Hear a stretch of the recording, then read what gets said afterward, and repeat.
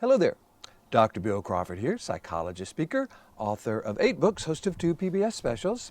Here again to bring you another tip on how to help you create the life you want. Specifically, how to use my life from the top of the mind philosophy to bring more clarity, confidence, creativity into everything you do. I'm here at the beautiful Predator Ridge Resort in Kelowna, Canada, doing one of my leadership retreats, and I thought I would take this opportunity, shoot this video, kind of give those of you who are looking for tips on how to become more influential in your life and the lives of others, information on my perspective, life, what I call life from the top of the mind. One of the things I want to focus today on is the difference between who we are and what we do. What really makes us valuable, lovable, worthy of happiness? Because I think a lot of us have grown up believing it's what we do. You know, do we get good grades? Did we please our parents and teachers? Are we getting good marks at our job? Are we getting good reviews on social media? A lot of this has to do with what we do and how other people perceive us. And I think a lot of us have been kind of trained in some ways to focus on that as what makes us worthy.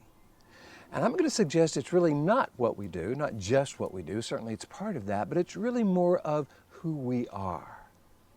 When I'm working with clients and people who are wanting to kind of have more influence in their life, what I encourage them to do is kind of make a list of 20 qualities or characteristics of them at their best. These aren't skills, these are qualities, characteristics, curiosity, compassion, caring, kindness, a good sense of humor, intelligence, wisdom, things like that. Because when we can be confident in who we are, then we can bring those qualities and characteristics to what we do, and ironically, it makes what we do even more successful.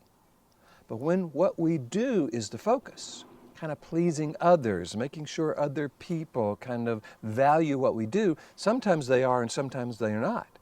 And sometimes we'll do just a great job, but people go, yeah, that's really okay. And we find ourselves going, wait a minute, man, I put my entire life into that. I put so much effort into that.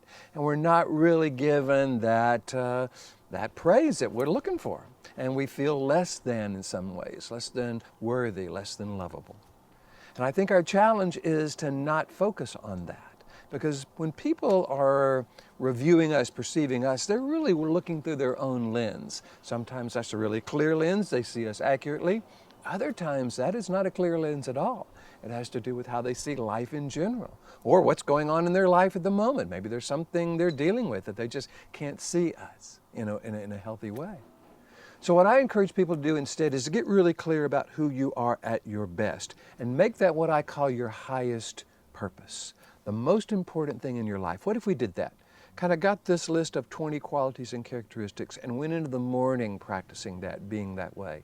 Brought that into everything we do, into the afternoon, into the evening, so that we could begin to experience life based on who we are.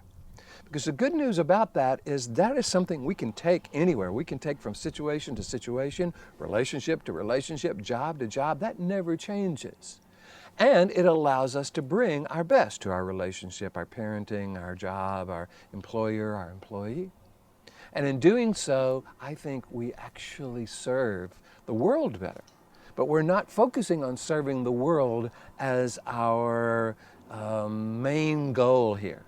Our main goal is to be who we are, to take responsibility for bringing the best of who we are to life. I believe when we begin to focus on that, things start improving because, again, we're coming from that internal perspective. There's a concept in psychology called an internal locus of control. And that has to do with knowing who we are and being able to influence that and bringing that to life as something we can be proud of.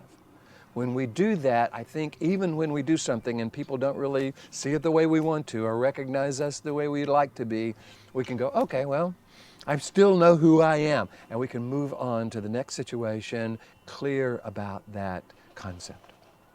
So if this is helpful, I'm going to encourage you to make your list of 20 qualities or characteristics. If you have trouble coming up with 20, ask your friends, ask your family. But you want to do 20, kind of it overwhelms this old belief that we are only valuable when we are serving others or when we're doing things for others.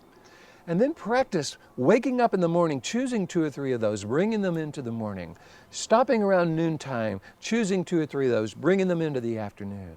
On the drive home, or between afternoon and evening, stopping, taking a moment, asking that question, who do I want to be with the most important people in my life, the people that I love the most and who love me the most? I think you're going to find it really begins to help you create a more successful and happy and meaningful experience.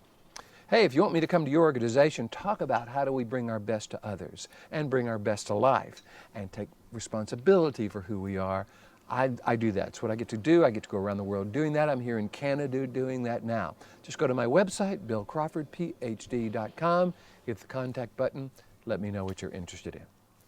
In the meantime, here's to you, bringing more clarity about who you are, not just what you do, to everything you do. More clarity, confidence, and creativity to everything you do. Look forward to seeing you in the next video.